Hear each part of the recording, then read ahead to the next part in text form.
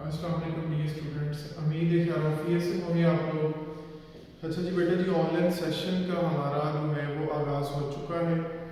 Chapter number 6 start किया है हमने, किंगडम प्रोकैरियोट। ठीक है, इसमें आपको बैक्टीरिया जो है उसको पढ़ने का जो है सारा हम थॉरली पढ़ेंगे। बैक्टीरिया है क्या, उनकी टाइप्स क्या है, उनकी साइज़ क्या है, बैक्टीरिया की जो है वो ओवरऑल सारा इसमें देखेंगे।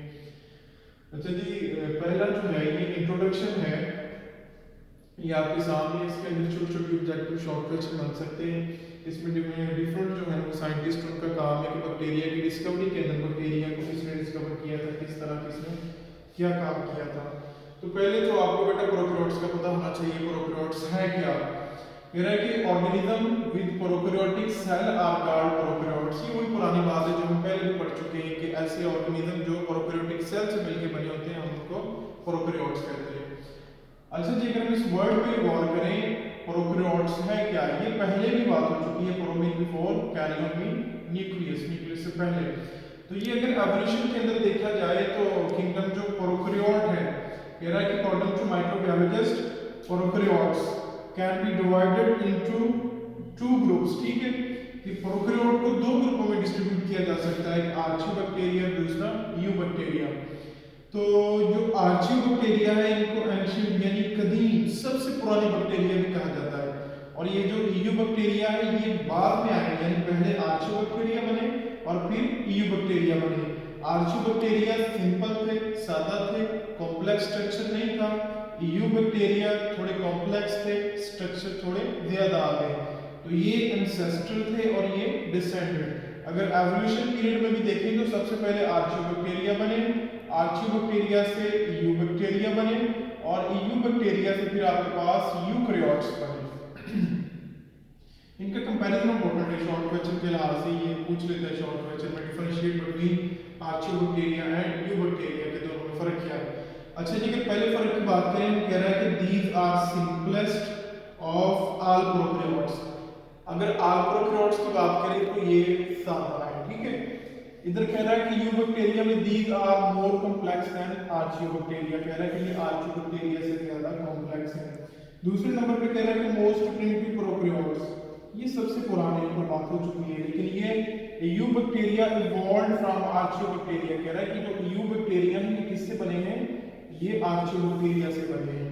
तीसरा फर्क कह रहा है कि smaller division of kingdom prokaryotic, तो ये छोटी तकसीम है, छोटा यूनिट है, और ये कह रहा है कि larger division of kingdom prokaryotic. अच्छा जी, आखिरी फर्क में कह रहा है कि lack of peptidoglycan in their cell wall, इनकी जो सेल वॉल है उसमें पेप्टाइडोग्लाइकेन आपको जो है वो नहीं मिलती। तो जो पेप्टाइडोग्लाइकेन है वो प्रॉपर यूबैक्टीरिया की सेल वॉल में होती है। ठीक है, ये फर्क इंपॉर्टेंट है। उसके बाद हम बात करते हैं डिस्कवरी ऑफ बैक्टीरिया के ऊपर कि जो बैक्टीरिया को है डिस्कवर किसने किया था। इसमें डिफरेंट साइंटिस्ट का रोल है।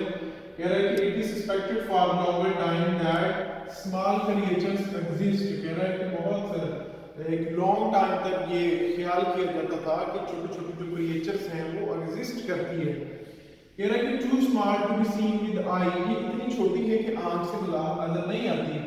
कह रहा है कि अब इस चीज की discovery linked with the invention of microscope. अब इस चीज की जो डिस्कवरी है माइक्रोस्कोप की इन्वेंशन से ये ज्यादा फैसिलिटेट हो गया काम। माइक्रोस्कोप इन्वेंट हुई तो इनको पढ़ना, इनको देखना, इनको समझना आसान हो गया। तो इसमें सबसे पहले नंबर पे जो मेरे पास कंट्रीब्यूशन है वो है मेरे पास लीवनहोफ की। ये एक डच साइंटिस्ट था, एंटन वैन लीवनहोफ। 1673 के अंदर इसने क्या किया था, सबसे पहला माइक्रोब्स जो था उसको रिपोर्ट किया था। अच्छा जी, ये ऑब्जेक्टिव के लिए भी याद रखना है।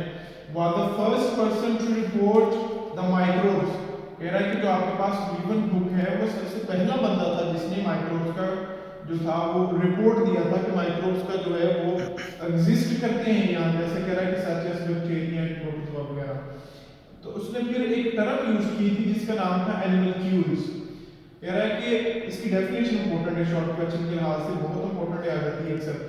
He used simple microscope, आप इसको डिफाइन किस तरह करेंगे, he used simple microscope to describe the bacteria and protozoa with accurate drawing and description called these small creatures animalcules। अगर क्यूल्स की बात करें तो क्यूल स्मॉल जैसे मॉलिक्यूल्स वगैरह। अच्छा जी बेटे, इसका मतलब है कि लीवनहुक ने जब इनके ऊपर काम किया, इनको ऑब्जर्व किया, तो फिर वो लोगों को बताने के लिए, समझाने के लिए या तो ड्राइंग करके, जैसे हम किसी को चीज दिखानी हो तो हम ड्राइंग करके दिखाते हैं, लोगों को ड्रा करके दिखाता था, या डिस्क्रिप्शन, उनकी वजाहत करता था।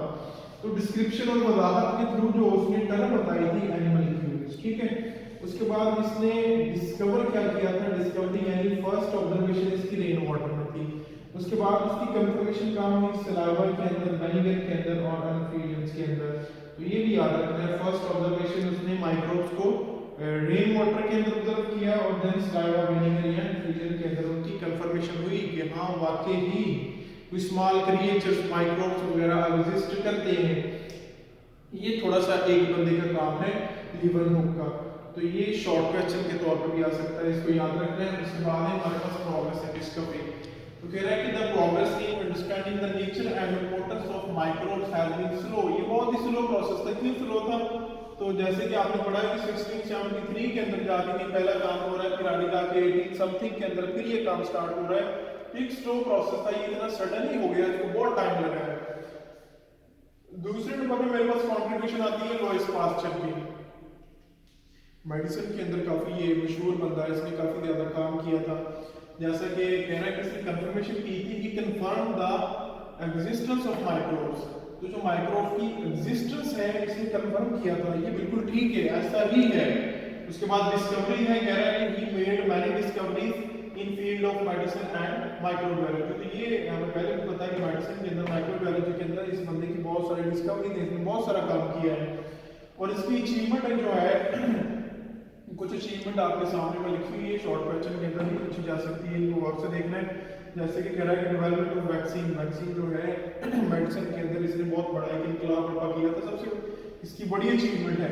एंथ्रैक्स, रैबीज, कॉलरा वगैरह इन सब के लिए इसने जो है वो वैक्सीन वगैरह बनाई और इन बीमारियों को जो था वो इलाज ट्रेस किया। दूसरे नंबर पर इसकी डेवलपमेंट देखें तो कह रहा है कि development of process of pasteurisation.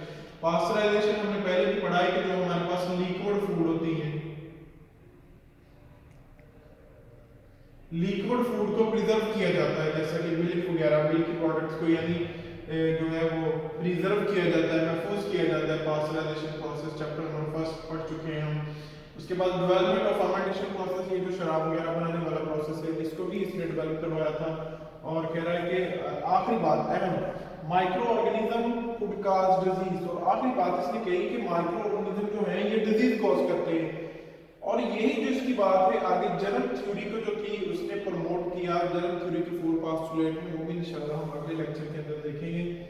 तो अब तक के लिए इतना ही, इसको अच्छे से देख लीजिएगा। यहाँ से ऑब्जेक्टिव, एमसीक्यूज, शॉर्ट क्वेश्चन कुछ ना कुछ बन सकता है। तो मिलते हैं।